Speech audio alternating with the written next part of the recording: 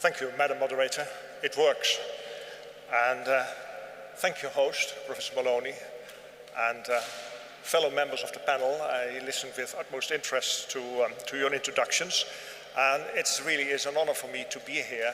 And also the timing, that just a few days ago, 3 leaders of 3 Christian churches together advised governments how to act. The timing is wonderful, and that indeed is, you said it, a sort of a dialogue. And please allow me a few observations as a civil servant. And you introduced me as a special envoy on religion and belief, and that's what I am, but it might be for most of you quite a puzzle. What does such a guy do? Well, in the past week, I was involved in positioning ourselves in the Human Rights Council.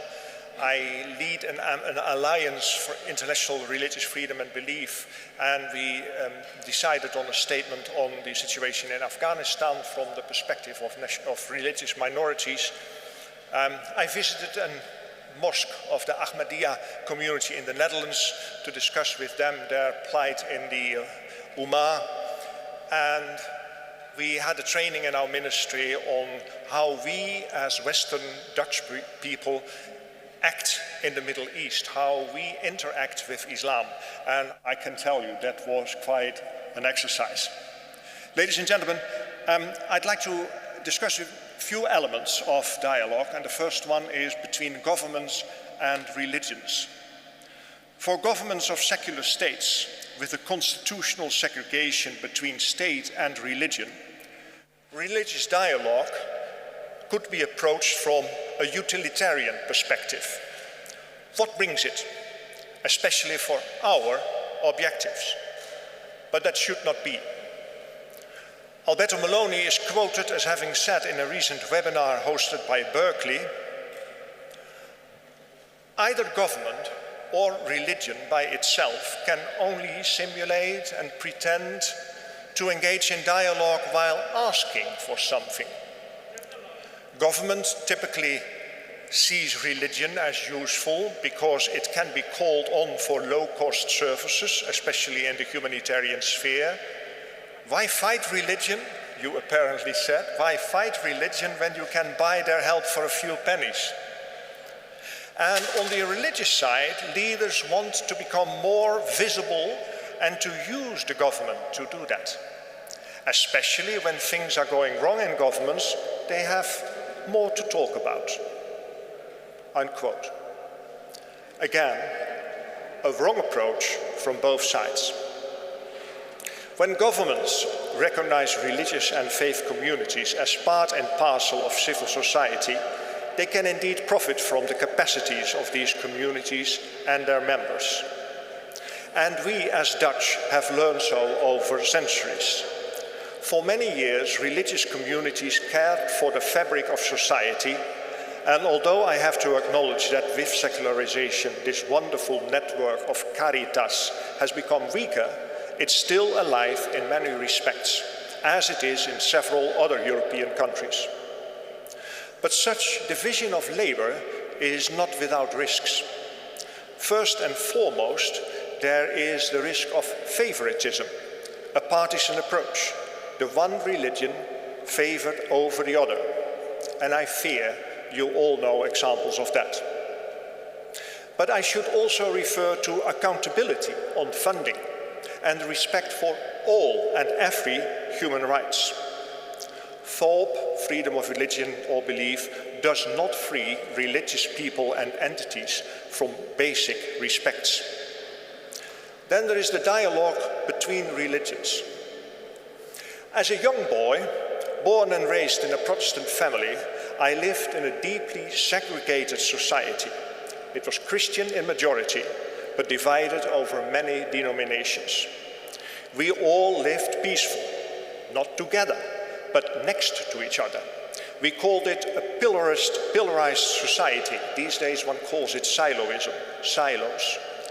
With pacification only at the top of the pillars, where the leaders regularly concluded on issues of general interest. Parliament was made up of several Christian parties, plus liberals, socialists and a few others. Some of you might recognize their own country in this picture of my past. Since then, society secularized and new religions like Islam and Hinduism grew, thanks to immigration and natural growth. New divides needed to be bridged, and thanks to our way of dealing with issues in the past, the religious communities, old and new, can still, amongst themselves and vis-à-vis the government, deal with general issues. And they do it together, like in the past months regarding COVID and the issue of not or yes having religious services. We boast several initiatives where people with different religions and beliefs work together for society, both local and national. So even after secularization, we still have a strong civil society, not as religious as before, but still social. And as positive effects, the appreciation between the religions has grown. They don't take their position in society for granted anymore and have learned to confront themselves with new challenges. Since a number of years, on the third Tuesday of September, when the new budget is presented by the King, a wide variety of religions and faith groups together stage a special interreligious service to start the new parliamentary year, attended by the Prime Minister, members of government, diplomats and other dignitaries, and they truly do it together. So even in a secular state, there can be mutual recognition, tolerance and cooperation. But the combination of secularization, which also means diminishing lack of understanding what it means to be religious, and our traditional way of dealing with issues, makes it difficult for us, the Dutch, to understand why elsewhere in other countries there is still so much and often such a deep division between religions and also within religions. We have learned that the old Cold War concept of peaceful coexistence may have been effective and efficient in Cold War days, but since 1989, the internet and the proliferation of social media with all its negative and positive connotations force us to adapt, to respect diversity, to think and act inclusive, and work together on improving our global open society, respecting universal human rights for everyone and everywhere. We all are entitled to the same human rights and are confronted with the same challenges and have committed to the same sustainable development goals. In the first decennium of this century, and even more so in the aftermath of the growth of jihadism, governments like the Dutch became more aware of a changing environment, and we needed to adapt. Firstly, we needed to understand what it means to be religious. So a relearning of what we lost, what it means to be religious.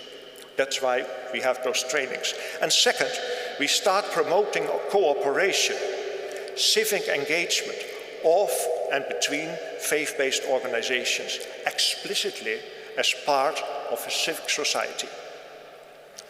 We just started a new program with the promising title Joint Initiative on Strategic Religious Action, GISR-A.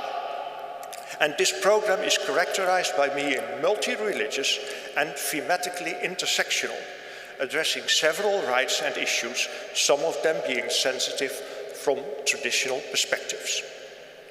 And against this backdrop, I am very pleased that you succeeded in presenting a series of recommendations to the G20 leaders. And more regularly, I'm impressed by initiatives, for example, in the framework of alliances like Religions for Peace. And all those individual initiatives that we noticed in COVID times and are weekly documented in the Berkeley highlights. Although I also have to note that they also document examples of setback and pushback, negative forces from religious leaders. The dialogue within the religious. When we talk about inter-religious dialogue, we must also address intra-religious dialogue. The example of my youth taught me how important that is. Still too often, I witness exclusion in the name of truth. And thanks for your words on the value of truth. Whereas love should be the driving factor of any religion or belief. All men are fallible and make mistakes. Strong views later prove to be weak. New and unacceptable insights for now turn out to be mainstream after a number of years. Let us learn from each other and open to each other. And thank you for the explanation of the meaning of dialogue from that perspective. For governments, the intra-religious quarreling is difficult to appreciate and handle. Even with deep division between and within religions, all concerned are citizens of that nation state and are entitled to the same impartial governance of that same government. Leaders or actors. Dialogue is so often between leaders. And thanks again, another quote, Alberto. Interreligious dialogue since the 90s, you apparently said, has been re-traveling the first mile over and over.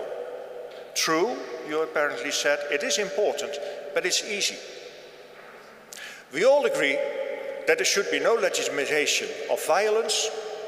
Then we end with kisses and candles in front of the camera. And apparently that it was. Now we have to walk the second and third mile, apparently. I could not agree more. Today is a day to act, and therefore I again welcome your initiative for recommendations to G20 leaders. But never forget the actors that you represent as faith leaders. And please respect individual human rights, also of those who never subscribed or no longer subscribe to how you see the truth. And lastly, please do not let dialogue turn into a suffocating process, killing individual freedoms and views. Thank you very much.